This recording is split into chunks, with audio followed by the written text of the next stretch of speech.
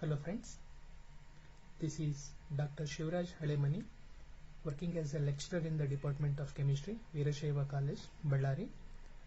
In the previous video, we had a discussion about the differential scanning colorimetry as a part of thermal methods of analysis, and in today's class, I am going to discuss about the thermometric titration, that is one more important part from the thermal methods of analysis. Thermometric titrations is nothing but it is an instrumental technique of analysis in which endpoints of n titrations can be located accurately and precisely without a subjective interpretation of the analyst.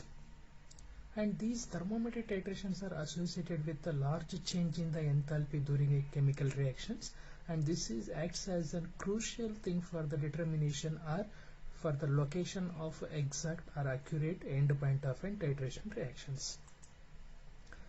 Theory behind the thermometric titrations.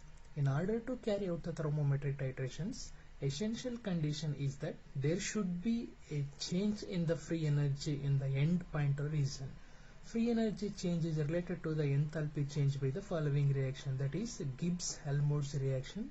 It states that delta H is equal to delta G plus T delta S, where delta H is the change in the enthalpy of a reaction and delta Z is the change in the free energy of a reaction and delta Ts is the change in the entropy of a reaction. Thermometric titrations are feasible only when there occurs a significant enthalpy change in the endpoint region.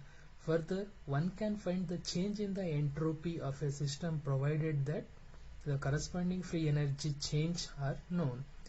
Again, thermometric titrations are considered as an superior techniques over the potentiometric titrations, since with the help of potentiometric titrations we can able to calculate only free energy change of a reaction by using this relation, whereas in case of an thermometric titrations we can able to find out the change in the enthalpy and as well as change in the free energy of a system, and hence thermometric titrations are considered as an superior techniques over the potentiometric titrations. And this is the general chemical reaction which represents the thermometric titrations, where A moles of a titrant and reacts with the B moles of an analyte, which produces P moles of an product with the liberation of large amount of heat. And this liberation of large amount of heat is used to find out the end point of an thermometric titration, and hence each and every thermometric titrations are associated with the liberation of heat during their reaction. This is the instrumentation part of an thermometric titrations. These are the main important components of an instrumentation of thermometric titration. One is the motor driven burette, and second one is the Dewar flask, and third one is the thermistor, and fourth one is the recorder. This is the assembly of all these parts, and this is the Kirchhoff's circuit which connects to the thermistor of this arrangement, which measures the amount of the heat liberated during the titration process. The first one is motor driven burette, and this motor driven burette is used for adding titrant and other dosing agents continuously at a constant rate into an Dewar's flask, where Dewar's flask is nothing but thermally insulated beaker which is fitted with a mechanical stirrer. This is the thermally insulated beaker which is fitted with the mechanical stirrer. The advantage of this Dewar's flask is it is thermally insulated, because in thermometric titrations, as we mentioned before itself only, this is associated with the measurement of amount of the heat liberated during the titration process, and hence in order to minimize the amount of the heat loss during the titration process, we are going to use thermally insulated Dewar's flask as a titration vessel which is fitted with a mechanical stirrer. And thermistor. Temperature of the solution can be read with the help of a thermistor, which forms a part of a bridge circuit and is placed in the titration vessel. This is the thermistor which is placed in the titration vessel, which measures the even small changes in the titration vessel during the titration process. And mechanical stirrer, which is capable of efficient stirring of vessel content without flashing. and the recorder that records the unbalanced potential when titrant is continuously added from the burette into the titration vessel. In this process, a constant rate of an titrant and dosing agent are added into a thermally insulated beaker with the help of a motor driven burette. As soon as the titrant is added into analyte, the reaction initiates, and as a result of reaction, some amount of heat is liberated. That liberated heat is recorded with the help of a thermistor, and hence end point of these thermometric titrations is located exactly with the help of thermometric titrations. Applications of thermometric titrations. These are the three important applications of thermometric titrations. One is the neutralization titration, and second one is the precipitation titration. Third one is the complexometric titration. First one, neutralization titration. Thermometric titrations involving strong acid. Neutralization titration. Thermometric titration involving strong acid and strong base have been carried with a great success. Let us consider an example of an titration between the hydrochloric acid and sodium hydroxide. Since hydrochloric acid is a strong acid and sodium hydroxide is a strong base. The thermogram of an HCl versus Na, which is as shown in the figure. In the thermogram, the area AB that represents the condition before adding titrant to the analyte. Even though there is a small increase in the delta T value along A to B, that is due to the exchange of heat between the titration vessel and its contact with the surroundings.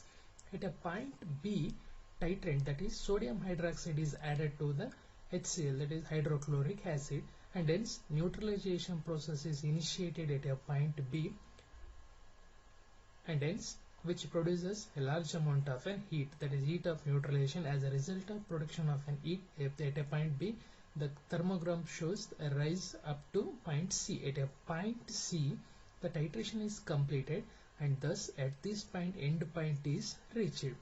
Further heat changes along C to D is due to the heats of dilution, and a difference in the temperature that may exist between the titrant and titrant. By thermometric titration technique, one can also titrate the weak acid with a strong base like boric acid versus sodium hydroxide. The thermogram of an weak boric acid and strong base sodium hydroxide exhibits two inflection points as shown in the thermogram. Second application, precipitation titrations. When a precipitation reaction takes place, heat is either evolved or absorbed according to the equation, where X plus ion in aqueous state reacts with Y minus ion in the aqueous state. It forms XY solid or precipitate with the liberation of a sufficient amount of energy or heat. Again, these precipitation reactions also involves the liberation of excess quantity of heat, and hence they can be easily titrated with thermometric technique, where H is the heat of reaction evolved or absorbed in the reaction. If delta H is sufficiently large, one can study this reaction by thermometric titration, and hence by this technique one can determine halides with silver ion and mercury ion. Also, this technique is applicable for the estimation of calcium, strontium, barium like a bivalent metal atoms with oxalate ions. And the last application and very important application of thermometric titration is complexometric titration. This thermometric titration method have been used extensively to study the complexometric titration with bivalent metal atoms with the help of an ethylene diamine tetraacid forming complex of the type MEDTA with -2 charge. Since this complexometric titration is very helpful because sequential determination of calcium and magnesium is one of the greatest advantages of this thermometric titration. With the help of other simple titrations, where it is very difficult to determine the concentration of both calcium and magnesium with the help of only single titration, but with the help of a thermometric titration, by performing a single titration, we can able to find out the both calcium and as well as magnesium concentration which is present in an unknown samples. Since calcium reacts exothermically with the EDTA, whereas magnesium reacts endothermically with the EDTA, and hence when calcium reacts with EDTA, it forms exothermic peak, that is from A to B. This is the peak for the reaction of calcium with the EDTA, When the calcium completely reacts with the EDTA, then magnesium starts to react with EDTA and it forms endothermic curve. As a result of this, we can able to find out the concentration of calcium, that is exothermic peak, and concentration of magnesium, that is endothermic peak. Direct injection enthalpimetry. Direct injection enthalpimetry is an analytical method in which a reactant is injected into a calorimetric vessel containing another reactant. The enthalpy change of the ensuing reaction is measured and directly related to the amount of the limiting reagent. A plot of temperature versus time or heat change versus time which produced in the direct injection enthalpimeter may be referred to as an enthalpogram, and this is the enthalpogram of DHC in aqueous solution at 298 Kelvin. Thank you.